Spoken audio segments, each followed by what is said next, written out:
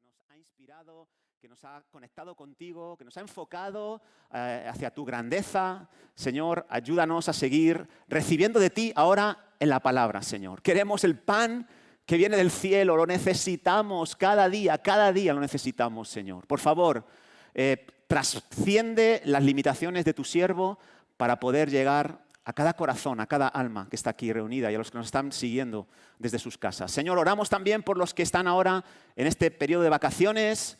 Oramos por cada hermano y hermana que han salido, por nuestros pastores también. Sé tú con ellos, llena sus vidas de tu presencia, renuévalos, refréscalos para recuperar sus fuerzas, para venir más fortalecidos, Señor. En el nombre de Jesús te lo pedimos. Amén.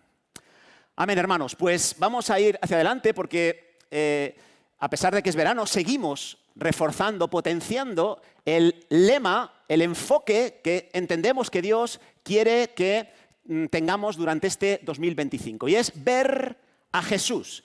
Y ver a Jesús significa muchas cosas. En este primer semestre hemos visto algunas de ellas. Por ejemplo, hemos visto que ver a Jesús tiene que ver con conocerle de una manera más profunda. Tiene que ver con conocerle de una manera más detallada, de una manera más impactante. Jesús es mucho más de lo que hemos conocido hasta ahora y Dios quiere revelárnoslo también en este año. También hemos visto que otra vertiente del lema, ver a Jesús, tiene que ver con que otros vean a Jesús a través de nosotros. Es decir, tiene que ver con reflejar a Jesús a través de nuestras vidas. Pero a partir de ahora, en estos meses de verano, quiero que nos enfoquemos en otra vertiente del lema. Ver a Jesús como ese momento en el que le veremos cara a cara, en el que le veremos de nuevo, en el que le veremos regresar a la tierra para estar con nosotros. Así que de eso queremos hablar, porque esa es una promesa que está a lo largo y ancho de la Biblia y no deberíamos olvidarla. Estamos esperando ver a Jesús de manera física, de manera real, de manera tangible. ¿Estás tú de acuerdo con eso? ¿Sí? Dios quiere que cultivemos esa expectativa y más en un tiempo como este en el que estamos viviendo. Fíjate la promesa, por si la has olvidado. Apocalipsis capítulo 1, versículo 7. Abrázala, abraza esta promesa para poder cultivar esta expectativa de la que estamos hablando. Apocalipsis 1, 7 dice esto: he aquí que viene. ¿Quién viene? Jesús. En las nubes. Y todo ojo le verá. Y los que le traspasaron. Y todos los linajes de la tierra harán lamentación por él. Sí. Amén.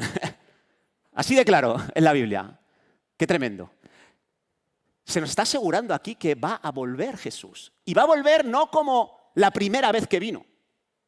No va a volver igual. No será como esa primera vez que vino como un niño en el vientre de una virgen, que vino en humildad, que vino para unos pocos, sus padres, unos pastorcillos, unos reyes y alguno más. No vino para ser visto por todos, sino para ser visto por unos pocos. No vendrá en un establo sencillo, como lo vino en la primera vez, sino dice que vendrá en las nubes.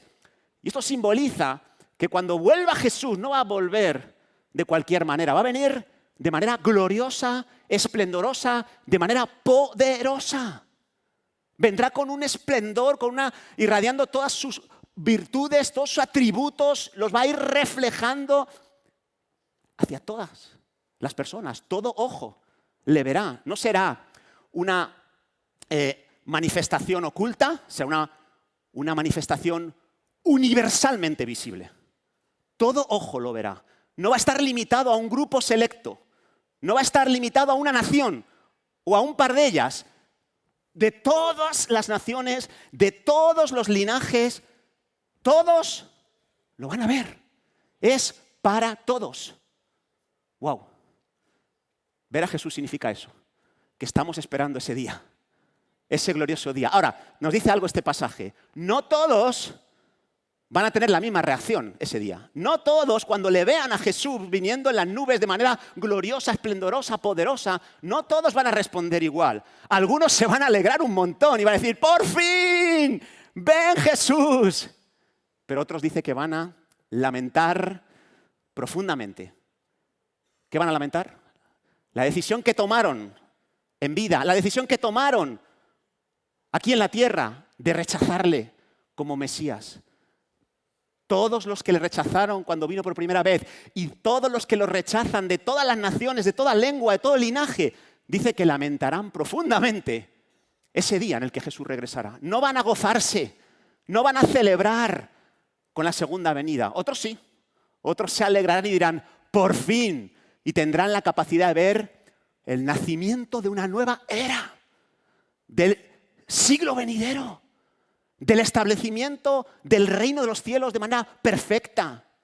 Así que esos se gozarán y verán que la venida de Jesús marca ese nacimiento de una nueva era. Así que, hermanos, en este año no solo queremos verle en nuestro interior, no solo queremos comprender a Jesús de una manera más profunda, no solo queremos que los demás vean a Jesús en nosotros, queremos también verle venir en las nubes, queremos estar preparados para verle y no lamentar, no entristecernos, sino alegrarnos con su venida, ¿sí?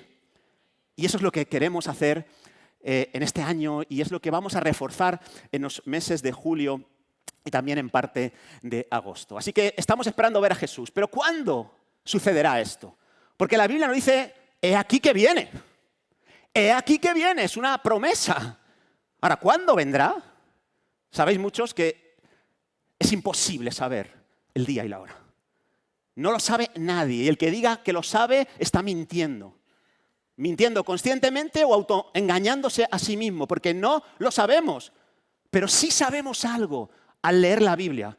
Sabemos que estamos más cerca que cuando se dijeron estas palabras. ¿Estás de acuerdo con eso? Cada año que pasa es como cuando celebras tus cumpleaños, que dices, ya me queda menos. ¿Sí o no? Ya me queda menos, ya estoy más cerca del otro lado que de este.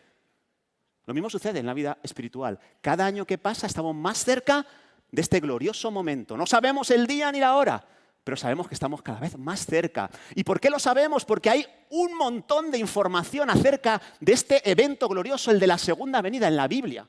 Mira, hay más información sobre la segunda venida que sobre la primera venida. Sobre la primera venida hay algunos detalles impactantes, pero no hay tanta abundancia de datos como los que expresa la Biblia sobre la segunda venida. Y quiero hablar algunos de los datos sobre la segunda venida que se nos enseñan y que es importante tenerlos en cuenta para estar preparados para aquel día. Quiero hablar de cómo serán los días previos a su venida. ¿Cómo serán esos días? Bueno, la Biblia nos da algunas metáforas poderosas que nos ayudan a entender cómo serán esos días previos. Fijaros, el apóstol Pablo en Primera de Tesalonicenses capítulo 5, que está hablando acerca de la segunda venida del Señor. Y solo el versículo 3 dice que en ese día muchos dirán paz y seguridad. Como en los días de Noé. Aquí no va a pasar nada, aquí no va a venir nada del cielo, aquí no va a haber ningún juicio. Vivamos en paz y seguridad, con tranquilidad. Pero dice Pablo, entonces vendrán sobre ellos destrucción repentina. Y usa la metáfora como los dolores de la mujer embarazada, de la mujer encinta. Y no escaparán. Así que Pablo nos responde a esta pregunta. ¿Cómo serán los días previos a su venida? Serán como los dolores que sufre una mujer que está embarazada.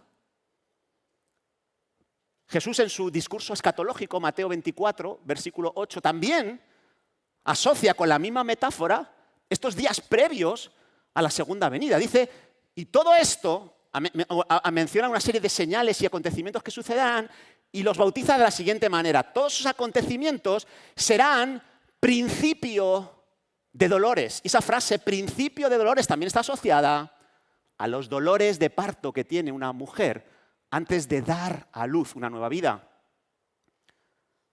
Dolores de parto, principio de dolores. Así que, ¿qué va a suceder en los días previos a la segunda venida? Dolores de parto, contracciones, dolores como los de la mujer embarazada. Antes de ese nacimiento de la nueva era de la que hablábamos, vendrá una etapa de dolores de parto. Y así se llama esta miniserie que vamos a estar viendo en las próximas semanas, dolores de parto. Y quiero hoy responder un par de preguntas. La primera pregunta es, ¿cómo serán esos días de dolores de parto? Porque ya te he dicho que hay mucha información acerca de la segunda venida y de los días previos. Hay muchísima información en el Antiguo y en el Nuevo Testamento. ¿Podemos saber cómo serán esos días de dolores de parto? ¿En qué se caracterizarán? Claro que sí. Jesús lo resume en ese discurso escatológico que te mencionaba, Mateo 24, versículo 21. Dice, habrá entonces gran tribulación. Gran tribulación. En griego esa palabra habla de una presión extrema, de una angustia, de un sufrimiento sin igual. ¿Cómo serán esos días de los de parto? Serán días de presión extrema, de sufrimiento, de angustia. El mundo, dice la Biblia, que enfrentará una crisis sin igual. Es más, dice, una crisis la cual no ha habido desde el principio. Así que fíjate lo que está diciendo Jesús. O sea, lo que nos viene antes de la segunda va a ser peor que cualquier momento de situación y de sufrimiento extremo del pasado. Peor que el diluvio de Noé. Peor que la destrucción de Sodoma y Gomorra. Peor que la invasión de Antíoco IV Epífanes en el siglo II a.C. hacia Israel.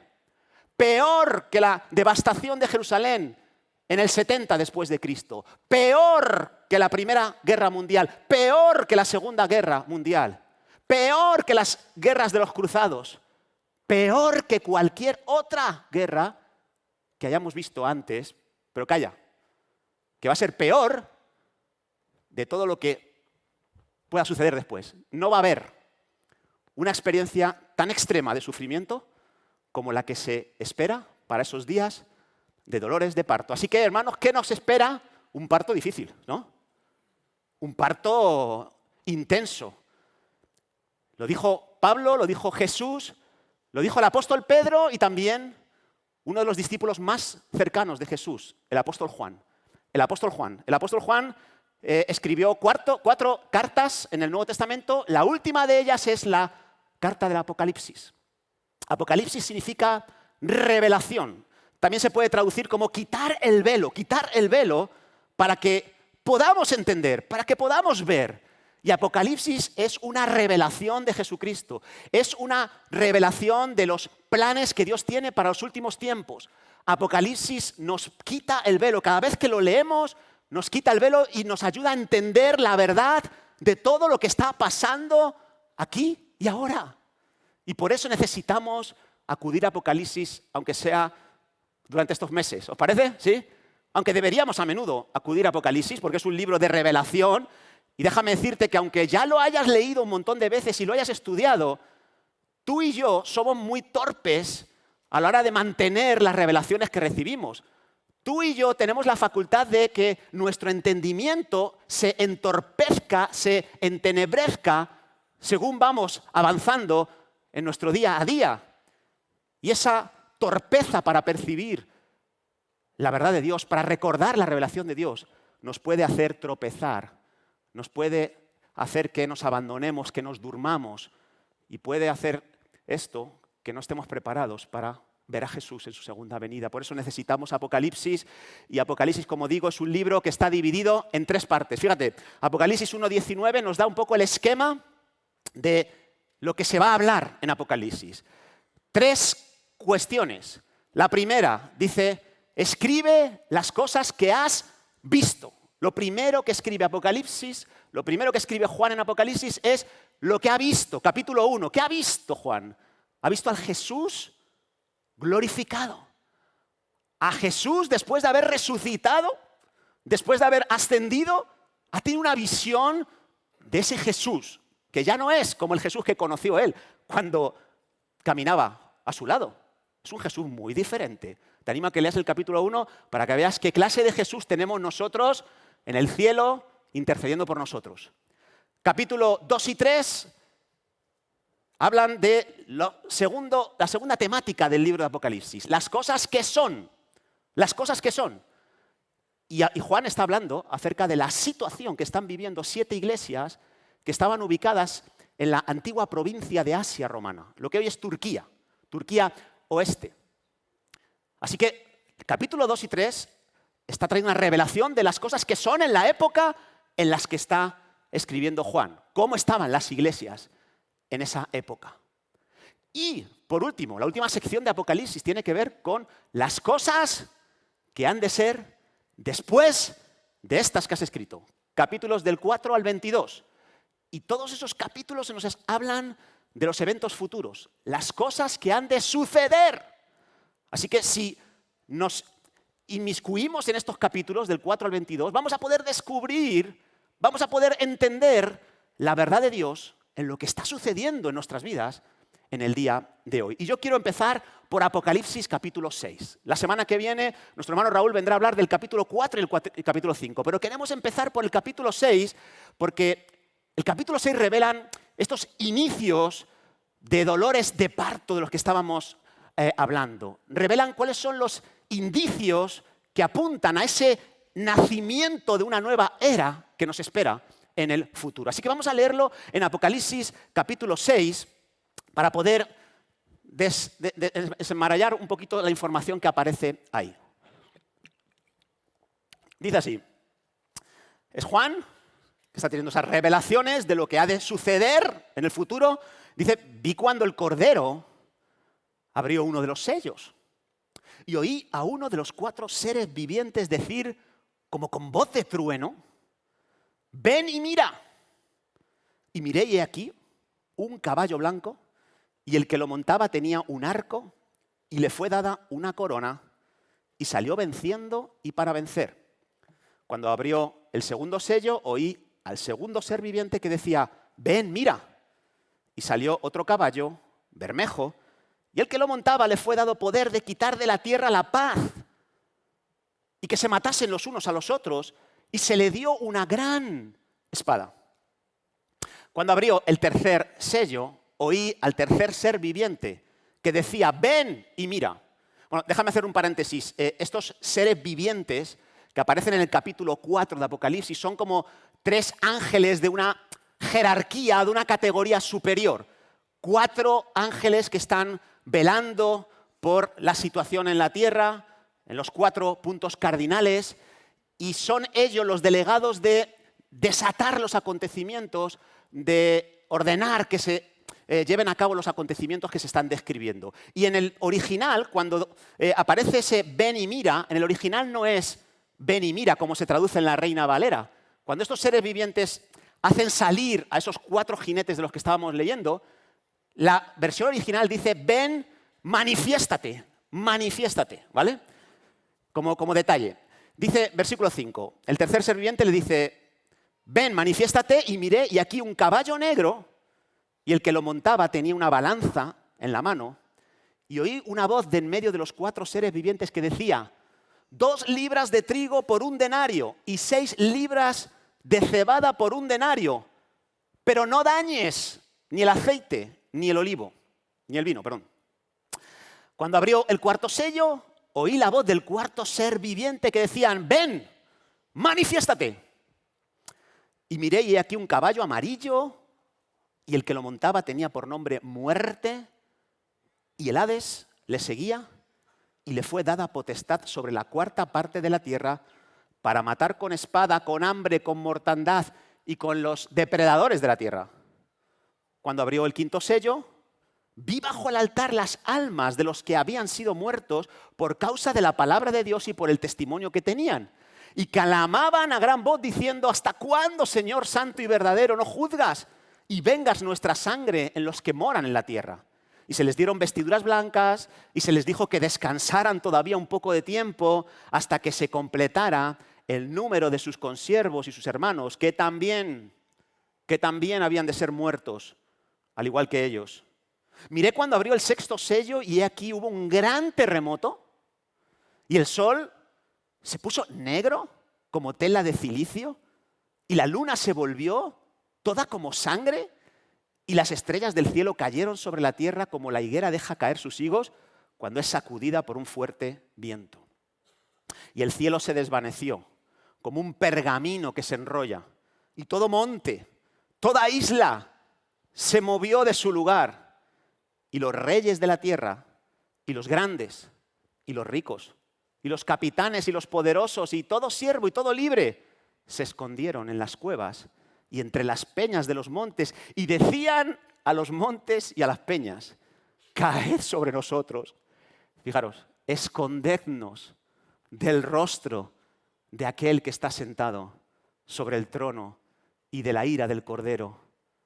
Escondernos del que está sentado en el trono, de escondernos del Cordero, porque el gran día de su ira ha llegado, ¿y quién podrá sostenerse en pie?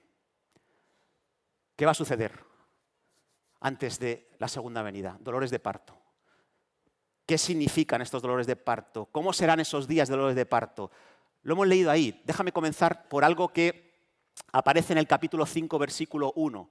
Un objeto que aparece y que observa Juan. El rollo de los 7 sellos. El rollo de los 7 sellos. ¿Qué es el rollo de los 7 sellos? Es un papiro. Un papiro enrollado que está escrito por dentro y por fuera, sellado con 7 sellos, de manera que nadie puede abrir ese rollo, y en el capítulo 5 está a la diestra de Dios, está en la mano derecha del que está sentado en el trono, que es el Padre, ¿no? ¿Y qué representa ese rollo de 7 sellos? Representa un título de propiedad. Representa el título de propiedad sobre la tierra. El que logre obtener ese rollo y pueda abrir esos 7 sellos, va a poder tener el control absoluto de este planeta llamado la Tierra. Eso es lo que significa y lo que representa este rollo, el título de propiedad para apropiarte de la Tierra y establecer tu voluntad, tus criterios. Y en el capítulo 5 Juan observa que en ese rollo está la solución a todo el caos que está aconteciendo en la Tierra, en su época también. Y entonces está diciendo que lo abran ya, que venga ya el heredero legítimo de este planeta para que ponga orden a tanto caos. Y está clamando desde el trono, pero no ve a nadie digno de abrirlo. No ve a nadie y se pone a llorar con pesar, con amargura. No hay nadie, ni yo mismo soy digno, dice Juan. Ni yo mismo, nadie es digno de poder tomar ese título de propiedad y traer orden, traer justicia a este mundo que va como va. Nadie era digno y se puso a llorar. ¿Sabes qué, hermanos? Yo creo que los cristianos tienen que llorar por algunas cosas. Hay gente que dice, no, un cristiano no llora. ¿Cómo que no? Juan, el apóstol Juan, el discípulo amado, está llorando en el capítulo 5. Hay cosas por las que tenemos que llorar. Tenemos que clamar a Dios y llorar cuando vemos tanta maldad, tanta injusticia, tanto dolor, tanto sufrimiento innecesario en la tierra. Tenemos que clamar por justicia. Tenemos que llorar porque haya orden en medio de tanto caos. Tenemos que llorar para que suceda lo que sucedió en Génesis capítulo 1, versículo 1, que la tierra está desordenada y vacía y necesitamos que el Espíritu Santo traiga orden en medio de tanto caos. ¿Sí o no? Bueno, la buena noticia es que hay alguien que lo va a hacer. Y eso es lo que ve Juan. Ve a un cordero inmolado, que representa a Jesús. Y le dicen, este es el propietario legítimo, el heredero legítimo del planeta Tierra, el que va a poner cada cosa en su lugar. Y el lamento de Juan se transforma en alegría y gozo, porque hay uno que es digno de abrir los 7 sellos. Esto, para que podamos entender el significado de una manera más entendible, o sea, más clara, imagínate, y esto está sucediendo mucho en España, yo hace poco leí una noticia que va en esta línea. Imagínate que hay alguien que tiene una casa en propiedad, una familia tiene una casa en propiedad, con su terrenito, y mueren, y solo hay un heredero legítimo de esa casa, pero no le encuentran. No le encuentran. No sé, ha ido de viaje y no le han localizado aún. Esa casa le pertenece a ese heredero, a ese hijo, de manera legítima, pero como no le encuentran, todavía no puede poseer esa casa. Y pasa el tiempo porque pasan los días, pasan las semanas, algunas veces pasan hasta algún año que otro, y la casa queda vacía. Pero como aquí en España las casas no quedan vacías, siempre hay alguno que, ¿verdad?, Ya uno ocupa y dice, pues esta está vacía, me apropio yo de ella. Y entra en esa casa que no le pertenece, pero que al estar vacía, él la va a ocupar y trae a toda su familia, no hablo solo de hijos, sino a los padres, a los suegros, a los primos.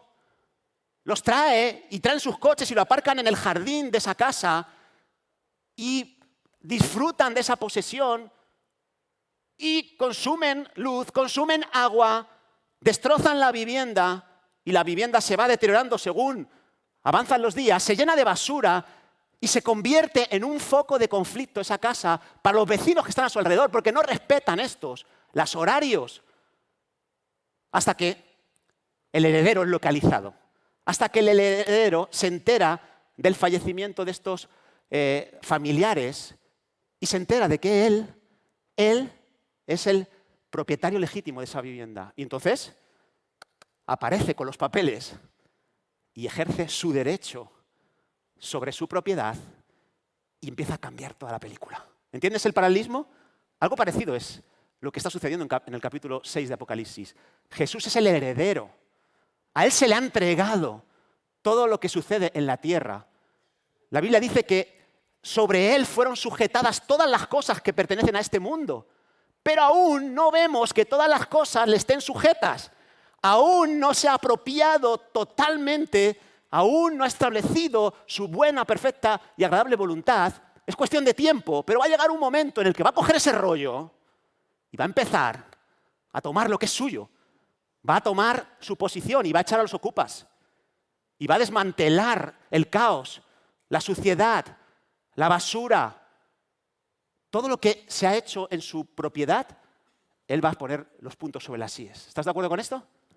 Va a suceder. ¿Qué va a suceder en el duelo de parto? Que va Jesús a apropiarse de su título y dice el versículo 1 que hemos leído que comenzará quitando el primer sello. El primer sello para ir abriendo ese título de propiedad e ir estableciendo lo que debe ser una realidad en la tierra. Y dice que comienza a abrir esos sellos y con cada uno de ellos algo importante sucede en la tierra, algo tremendo sucede en la tierra. Cada vez que Jesús abre un sello, se desata una hecatombe sobre la tierra. Pero no solo sobre la tierra, sino también sobre las personas que están ahí. Y son cosas que tienen una mezcla de dulce y amargo. En el capítulo 10 de Apocalipsis, Juan también ve otro rollo, que son unas palabras proféticas que tiene que compartir, y se las come, se come el rollo, y dice que al principio el rollo era dulce como la miel a su paladar. Pero cuando el papiro bajaba a su estómago, dice que era amargo. Porque los decretos de Dios son dulces y a la vez amargos. Tiene una parte dulce, una parte donde Dios va a establecer lo que es correcto, pero antes de que se establezca van a haber momentos de amargura, de sufrimiento extremo, de dolor, como hemos visto ya en Mateo capítulo 24. Y esto es lo que sucede también aquí.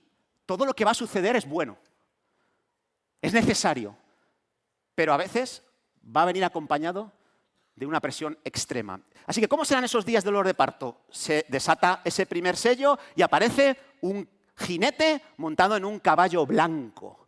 ¿Quién es ese jinete que está montado en un caballo blanco? Bueno, algunos dicen que es Jesucristo. Jesucristo mismo que viene a tomar posesión de lo suyo de una manera completa. Y se basan muchos de ellos en Apocalipsis capítulo 19, donde aparece un jinete también montado en un caballo blanco, y ahí sí que se nos dice que es Jesús, pero hay grandes diferencias entre el jinete de Apocalipsis 19 y el jinete de Apocalipsis capítulo 6. Y por eso algunos pensamos que quizás este jinete, que aunque venga montado en un caballo blanco, símbolo de la santidad, aunque venga vestido de blanco impoluto, símbolo de la pureza, hay algunos factores que aparecen aquí en este jinete al describirle que podrían indicarnos que no es Cristo, que no es Cristo. Fíjate, el jinete de Apocalipsis 6, el jinete del primer sello, sale a la orden de un ser viviente. O sea, el ser viviente es el que tiene que dar la orden para que el jinete del caballo blanco aparezca. Y eso no parece tener mucho sentido cuando nos referimos a Cristo. Cristo no viene aquí a recibir órdenes de ningún ser viviente, de ningún ángel. Jesús es superior a cualquier ángel, dice Hebreos. Él recibe órdenes solo del Padre. Y por eso no parece que tenga mucho sentido que si este es Jesús, reciba órdenes de un ser viviente. También no tiene sentido que Jesús aparezca al inicio de este periodo de dolores de parto, cuando la Biblia nos deja bastante claro que Jesús aparece al final de la época de los dolores de parto. Y este jinete aparece al principio. Y sí, aunque es blanco, como digo, asociado a la santidad, pero también la Biblia nos dice que el mal es experto en disfrazarse de ángel de luz, pero en realidad no hay luz sino oscuridad en el mal. Así que podría ser una imitación de Cristo lo que va a surgir en estos primeros instantes de los sellos. Y también coincide el hecho de que aparece con un arco sin flechas, que también nos habla de cuál podría ser la táctica que va a tener este jinete blanco, una táctica en la que no va a utilizar la fuerza, sino que va a utilizar la diplomacia para establecer la paz sobre la tierra. Y esto coincide con algunas de las profecías que se mencionan en la Biblia acerca del anticristo. ¿Habéis oído hablar del anticristo? El conocido como el último dirigente de los últimos tiempos. Un líder mundial que va a establecer su gobierno en alianza con otras naciones, concretamente con 7, y parece indicar que este hombre podría ser el anticristo, que al inicio de su gobierno él va a establecer un periodo de paz engañosa. Lo hemos visto en 1 Tesalonicenses capítulo 5. El apóstol Pablo dice que dirán paz y seguridad, pero vendrá destrucción repentina. Parece que el anticristo va a dar con la tecla de ponernos a todos de acuerdo a nivel mundial, incluso a árabes y judíos, a Estados Unidos y a sus enemigos, China, Rusia, no lo sé. Alguien va a hacer esto posible según la Biblia, y se nos dice la palabra que tiene una corona. Una corona, es verdad que el capítulo 19 de Apocalipsis también nos dice que Jesús tiene una corona, pero los términos para corona en griego son diferentes. Aquí en Apocalipsis corona es estéfanos. Estéfanos, y esa es la corona que se utilizaba para galardonar a los atletas, a los deportistas. Una corona puesta por hombres, una corona perecedera, una corona que te da un estatus temporal. Pero la corona con la que aparece Jesús es el término diadema en el griego, y es un símbolo de autoridad suprema, de autoridad permanente, de soberanía eterna, y es entregada por el Padre y no por personas. Por eso creemos que esta primera aparición de un caballo blanco y su jinete correspondería más a señalar de que debemos esperar la aparición de un nuevo sistema de gobierno mundial, un sistema dirigido por un individuo con unas capacidades tan increíbles que va a conseguir traer la paz, aunque sea por un tiempo. Va a sonar muy creíble, pero es un falso Salvador. Es un falso Cristo, como dice Mateo 24. Es un líder que tiene apariencia de piedad, pero niega la eficacia de ella. Es un líder que parece querer lo mejor para el mundo, pero en realidad quiere su destrucción. Y está usando una estrategia diplomática. Así que, hermanos, lo que nos espera es este tipo de sistema de gobierno mundial. Pero fíjate, 1 Juan 2:18 dice: hijitos, ya es el último tiempo, y según vosotros oísteis, el anticristo viene. Y está hablando Juan de esta misma figura de la que hemos mencionado. El anticristo viene, en singular. Dice, pero ahora, antes de que venga el anticristo, antes de que venga ese último dirigente de los últimos tiempos, dice, han surgido muchos anticristos. Por esto conocemos que es el último tiempo. Porque sí, vendrá un dirigente personificado en un individuo, pero como estamos en los últimos tiempos, van a surgir previamente muchos anticristos, muchos falsos líderes que parece que quieren nuestro bienestar, pero en realidad no lo quieren. Y van a haber líderes así en todas las esferas de la sociedad. Líderes políticos que usan el poder para fines egoístas, pero bajo una apariencia de libertad, de bienestar, de democracia. Eso es lo que nos espera. Líderes que nos van a engañar. Me da igual si son de derecha, de izquierda, de centro, de arriba o de abajo. Muchos anticristos, muchos falsos líderes que te venden la moto de que van a luchar por tus derechos, pero lo único que les interesa es poder, es dinero, es reputación. Y lo mismo sucederá también en las iglesias, hermanos. Esto no es solo para los líderes políticos. Líderes espirituales en los últimos tiempos que son falsos, falsos pastores, falsos maestros, falsos profetas, falsos apóstoles. ¿Estás preparado para eso? Marcos dijo la semana pasada que como iglesia hemos suscrito un comunicado para ir en contra de aquellos líderes evangélicos que están demostrando con sus actos y debido a cosas que han surgido, que no eran verdaderos líderes que tenían un corazón para las almas. Líderes corruptos, líderes abusivos, líderes inmorales. Y queremos como iglesias evangélicas no favorecer un ambiente donde hay falsos líderes. También va a haber una crisis de liderazgo, no solo en los gobiernos, no solo en las iglesias, también en las familias. Muchas personas que deberían estar liderando su familia no van a ser buenos líderes.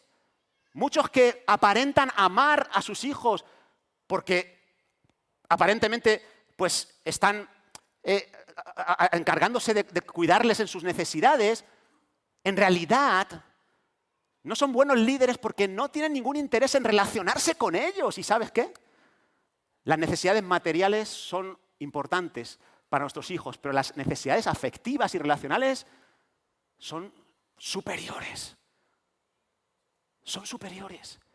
Y necesitamos los líderes familiares no solo encargarnos de que nuestros hijos obedezcan nuestras directrices o que no les falte nada básico, necesitamos liderar una embestida donde nos relacionamos con ellos, porque si les pedimos obediencia sin relación, vamos a crear hijos rebeldes y necesitamos huir de esa crisis de liderazgo que nos anuncia este primer sello. Segundo sello, hermanos.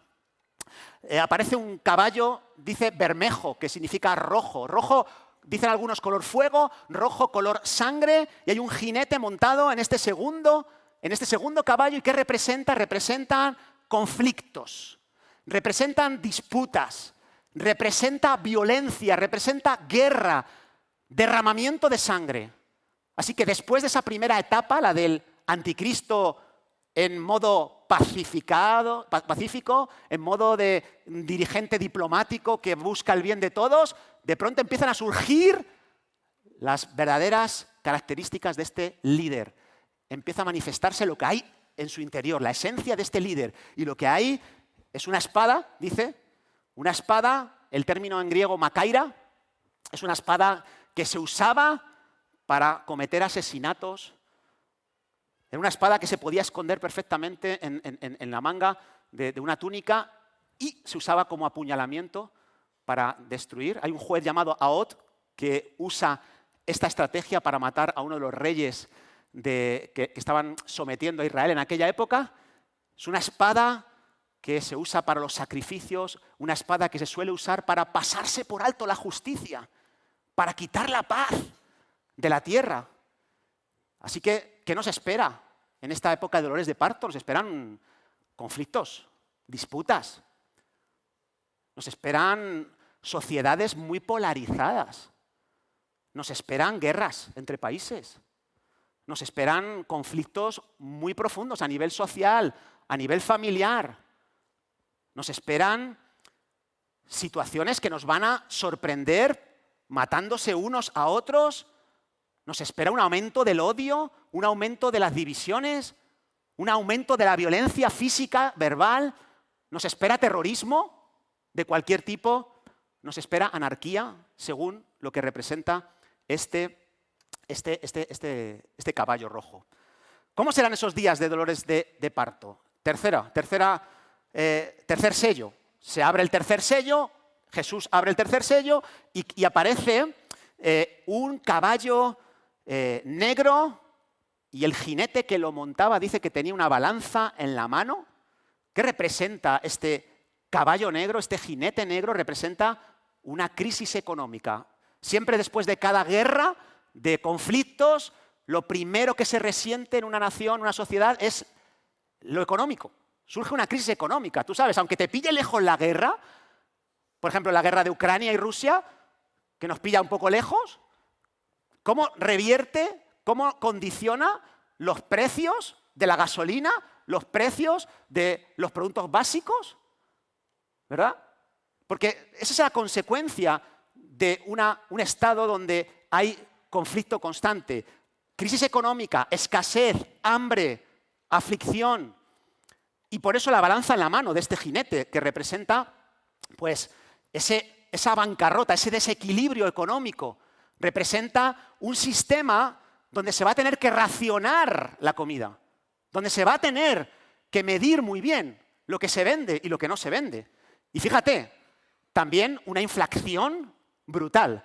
Dice que decía este jinete, 2 libras de trigo por 1 denario. O sea, 2 libras de trigo, que 2 libras de trigo daban apenas para una persona, para un día.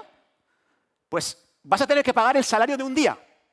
Así que un poco de pan para una persona cuesta el salario de un día. ¿Y qué va a ser de esos padres de familia que tengan hijos, mujer u otros parientes a su cargo? Si apenas le da para un poco de pan para él al día, ¿cómo va a poder alimentar a su familia? Dice, 6 libras de cebada por 1 denario.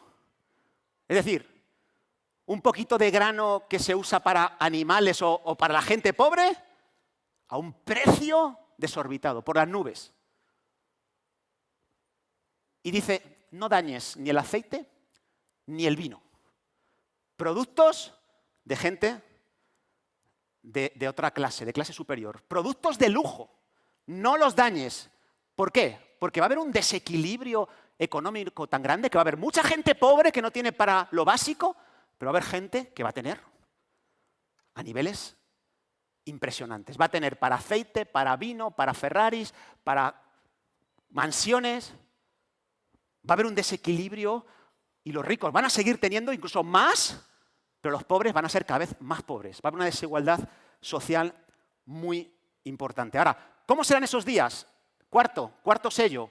Aquí aparece un caballo amarillo, y el término amarillo, en realidad, en el original, habla de una especie de amarillo verdoso. Por eso he puesto el color verde, porque es un color que es el color que aparece en aquellos que están enfermos, aquellos que están en las últimas a nivel de salud. ¿Y por qué? Pues porque este cuarto jinete lo que va a traer va a ser muerte. Dice que el nombre del jinete era Muerte. Y le seguía otro que era el Hades. El Hades, el lugar a donde van las almas de los que mueren. Y dice que le fue dada potestad, le fue permitido matar, provocar una gran mortandad en la 4ª parte de la tierra para matar con espada, con hambre, con mortandad y con las fieras de la tierra. Así que este jinete viene a destruir el cuerpo de aquellos que están muertos espiritualmente también. Y por eso el Hades viene detrás, que en la mentalidad hebrea, el Hades era el lugar intermedio donde iban aquellos que no habían creído, las almas de los impíos. Así que este jinete va a matar a una 4ª parte de la población que está desconectada con Dios. Y Dios le va a permitir establecer esa matanza masiva. Dios va a usar a este jinete como instrumento de juicio para estas personas, para quitar de la tierra a todos aquellos que están desconectados con Dios, para que lo muerto espiritual desaparezca de la tierra. Y lo hará por diferentes medios: espada, violencias, guerras como las que me he mencionado, hambre, mortandad, incluso dice fieras de la tierra, animales salvajes que devoran, porque tienen hambre, a los que se encuentran en su camino. Nosotros hasta ahora solo nos encontramos jabalís en algunos sitios. Pero va a haber una época donde te puedes encontrar un puma, un lobo, en la puerta de tu casa. ¿Cómo serán estos días de dolores de parto? Hermanos, el quinto sello, ya no salen más jinetes. Ya no salen más jinetes.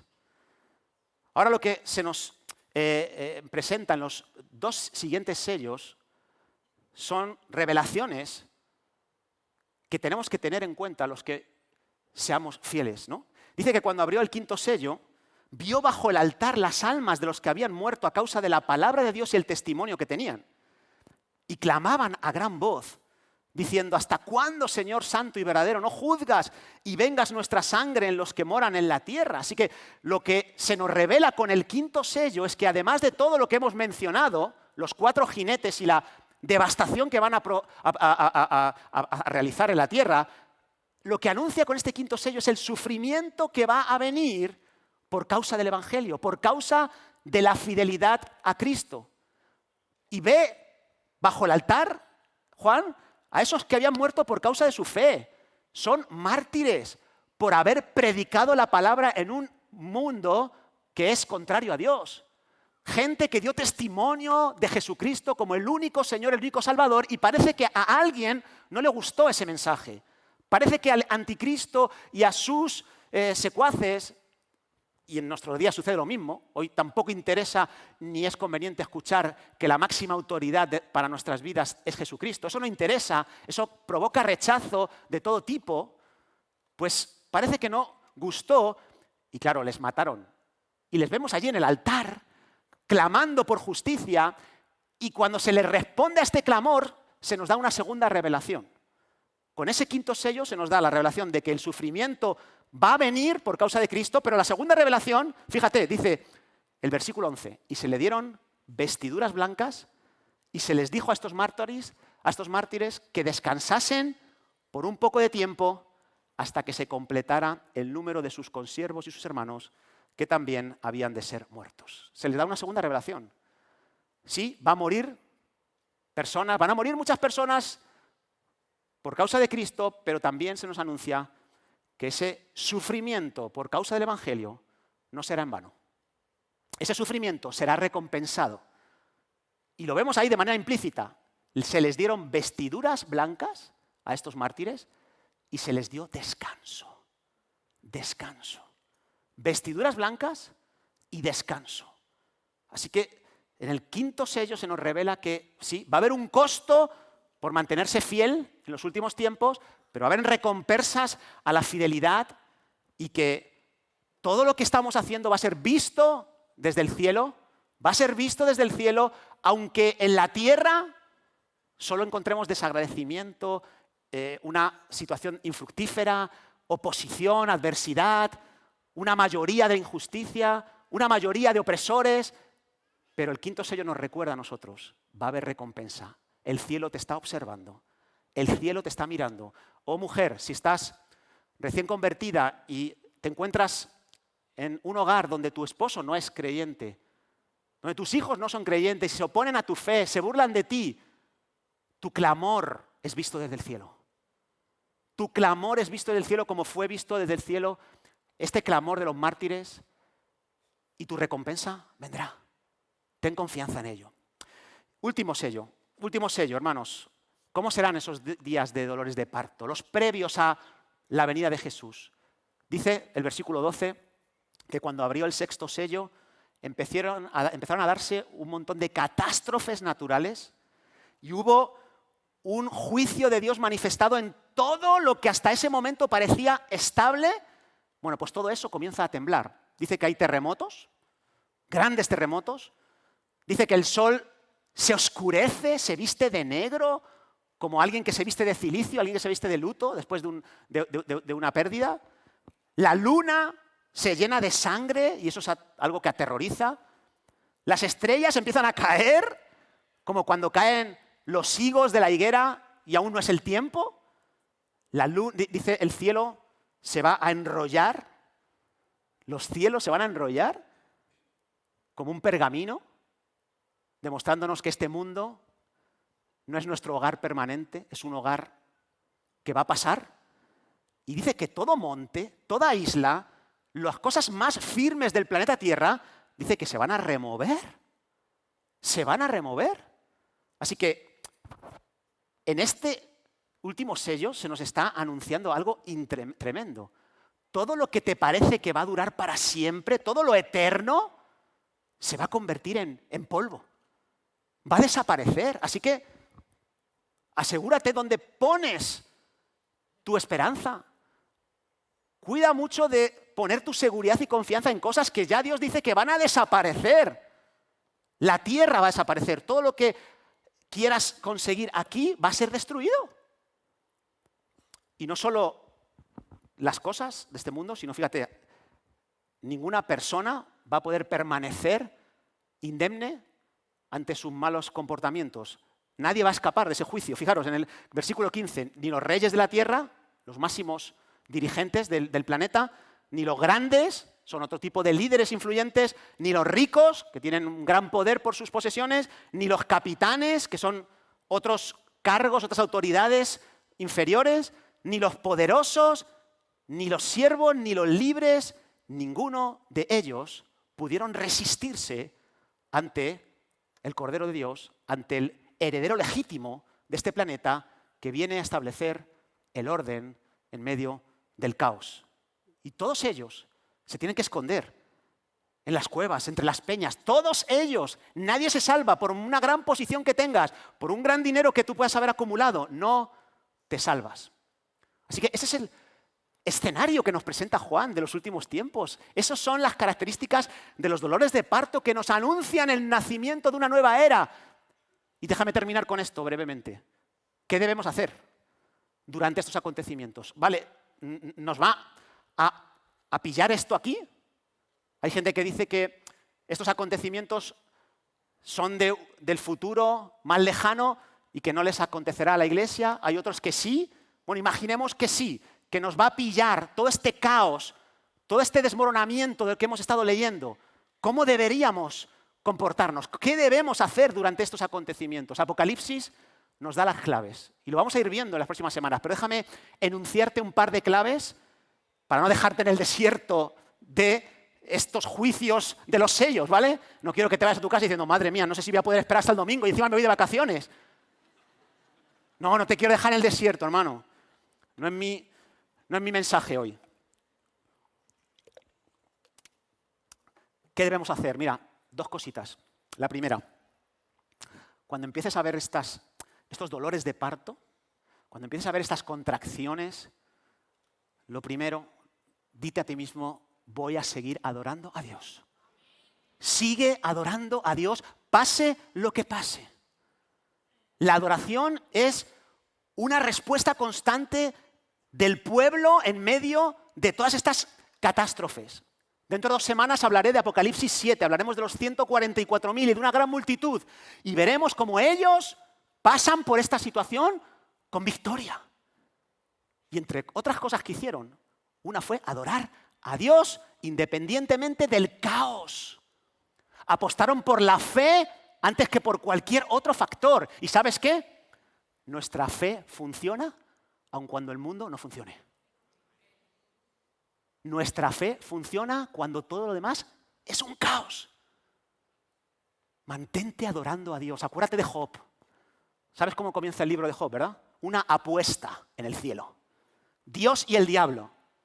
Y el diablo dice, te apuesto a que Job te adora porque le va muy bien. Quítale todo lo que tiene y ya verás cómo no te va a adorar. No es un verdadero creyente. No se apoya en ti. Su seguridad no eres tú, es su dinero, es su cuenta bancaria, son sus posesiones, son sus siervos, son sus empresas. Y Dios dice, te lo apuesto. Claro que sí, toca lo que quieras de él, hasta su salud, hasta sus hijos. Y me encanta Job, me inspira muchísimo, va a ser uno de mis referentes en estos momentos de gran tribulación, porque Job pasó la prueba y demostró que él estaba comprometido con la adoración a Dios independientemente de lo que le sucediera. ¿Podemos decir nosotros lo mismo? ¿Podemos seguir adorando a Dios pase lo que pase? ¿Podemos hacerlo? No lo sé si lo podemos hacer, pero espero que Dios nos dé la gracia para hacerlo. Para hacerlo. Hemos leído aquí estos mártires que estaban bajo el altar clamando a gran voz. Clamando a gran voz. Les habían matado. Les habían hecho de todo y siguen clamando por la justicia de Dios. Siguen creyendo en Dios. Siguen acudiendo a Él como el máximo soberano de la tierra. Eso es un ejemplo de lo que es seguir adorando. Ahora, en la tierra hubo personas, como ya hemos leído, que con el sexto sello se escondieron entre las peñas, entre los montes, entre las cuevas. ¿Y cuál es su oración? Fíjate qué contraste entre los que claman desde el altar y los que claman en las rocas y en las cuevas. Dicen, escondednos del rostro de aquel que está sentado sobre el trono y de la ira del Cordero. Dicen, no, queremos escondernos, pero chico, que te están acribillando, que lo has perdido todo. Adora a Dios. No adoran a Dios. Y hay gente así. Hay gente que ya no sabe qué le tiene que pasar, pero siguen enfadados con Dios y dicen, escóndenos del Cordero, escóndenos de Jesucristo. No queremos saber nada de Jesús, no queremos saber nada de ese. Tengo un vecino con el que he estado ahí predicándole desde el amor, de verdad, y una tras otra le pasan cosas terribles y me dice, padre, me llama padre. Dice, padre, es que yo no creo, es que yo soy muy bueno, ¿por qué Dios? Y está peleándose todo el día con Dios. Digo, pero ¿qué más quieras? Deja de esconderte del Cordero, deja de esconderte de Dios, deja de echarle la culpa. ¿No te das cuenta que el sufrimiento está distorsionando tu visión de la realidad? ¿No te das cuenta que tu sufrimiento te está impidiendo ver la verdad acerca de ti mismo? Adora a Dios, vuélvete a Dios para que puedas perseverar. Me encanta el rey David, hermanos, en 2 de Samuel, capítulo 24, versículo 25, la lió parda. Por su desobediencia vino un juicio de Dios a Israel. Hubo una plaga que empezó a matar un montón de personas. ¿Y qué hizo David? Levantó un altar, sacrificó unos animales para adorar a Dios, para enfocarse en Dios, para apelar a su misericordia, a su justicia. Y pudo detenerse la plaga, hermanos. Así que, ¿qué has de hacer? Levanta tus manos y adora a Dios. Escucha esta semana una canción que a mí me ha ayudado muchísimo en momentos de crisis personal, donde no me apetecía acudir a Dios, no me apetecía reconocer quién era Él, ni las cosas buenas que Él hace en mi vida, sino me apetecía quejarme y reprocharle. Y había una canción que es muy sencilla, se llama Levanto mis manos. No sé si la habéis escuchado alguna vez. Dice así algo la letra, levanto mis manos aunque no tenga fuerzas. Levanto mis manos aunque tenga 1000 problemas. Cuando levanto mis manos, comienzo a sentir una unción que me hace cantar. Cuando levanto mis manos, comienzo a sentir el fuego, la pasión por Dios. Cuando levanto mis manos, mis cargas se van. Nuevas fuerzas tú me das. Todo es posible cuando levanto mis manos. Y una cosa más que te quiero aconsejar, cuando vengan todas estas situaciones de presión extrema, de sufrimiento, de dolor, no dejes de adorar a Dios, pero también no dejes de servir a los demás, hermanos. No dejes de servir a los demás. El dolor nos ensimisma, el dolor nos vuelve egoístas, el dolor nos lleva a procurar salvar lo nuestro, a proteger lo nuestro. Pero ¿sabes qué? El pueblo de Dios está llamado a ser luz en medio de las tinieblas. Y cuando venga el ministerio de la iniquidad, cuando Dios permita que el ministerio de la iniquidad haga de las suyas en nuestro mundo, lo hace también para que la iglesia sea más luz que nunca. Cuando todo va bien, es más difícil ser luz. Los que venís de fuera, os habéis dado cuenta, ¿verdad? En Latinoamérica, en medio de las crisis tan profundas que habéis vivido en vuestros países, la iglesia ha logrado dar un gran testimonio de luz y muchas gentes han conocido al Señor. Pero en los lugares donde vivimos con un nivel de bienestar excesivo, cuesta mucho más diferenciarse, ¿verdad? Por eso Dios permite que las tinieblas aumenten, que las horas de oscuridad aumenten en la tierra para que se vean más a los hijos de la luz. Y la tierra está gimiendo, pidiendo la manifestación de los hijos de luz. Y eso es un buen momento. El momento de estas crisis es un buen momento. ¿Para qué? Para poder dedicarnos a suplir necesidades. Van a haber muchas necesidades que suplir. Va a haber gente sin comida, va a haber gente que necesita consuelo, va a haber gente que va a perder mucho. Va a haber gente que se apoyaba en cosas y van a ser removidas. Y necesitarán unos hombros en los que apoyarse, unos brazos en los que refugiarse. Necesitarán alimento, necesitarán cobijo. Y necesitamos servir a los demás, continuar haciendo el bien a los demás a pesar de lo que nos esté pasando. Así que, hermanos, nos ha tocado vivir en un tiempo en el que no solo leemos lo que sucede en Apocalipsis, sino que lo estamos viendo. Lo estamos viviendo, ¿sí o no, hermanos? Muchas de las cosas que estamos viendo hoy en día se parecen mucho a estos elementos, estas características de los dolores de parto. Vivimos en un tiempo de dolores de parto y eso me hace pensar de que estamos muy cerca, mucho más cerca que en ningún otro tiempo, de ver a Jesús en las nubes. Apocalipsis 6 habla de un mundo sacudido por juicios, por guerras, por hambre, por muerte, por oscuridad espiritual, por persecución a la iglesia. Son dolores de parto que anuncian el nacimiento de una nueva era, anuncian un nuevo periodo en el reino de Dios, el reino de Dios perfecto, el reino de Dios establecido en la tierra. Y termina Apocalipsis 6 con la siguiente pregunta. El gran día de su ira ha llegado. Y la pregunta es, ¿quién podrá sostenerse en pie? ¿Quién podrá sostenerse en pie? La respuesta para mí está clarísima en Apocalipsis. Solo Cristo puede sostenernos. Solo Jesús con su sacrificio puede sostenernos. No será el poder humano, ningún dirigente político el que te va a sostener en medio de esta crisis. No será la economía, no serán las tecnologías lo que nos salvará. Nuestra fe.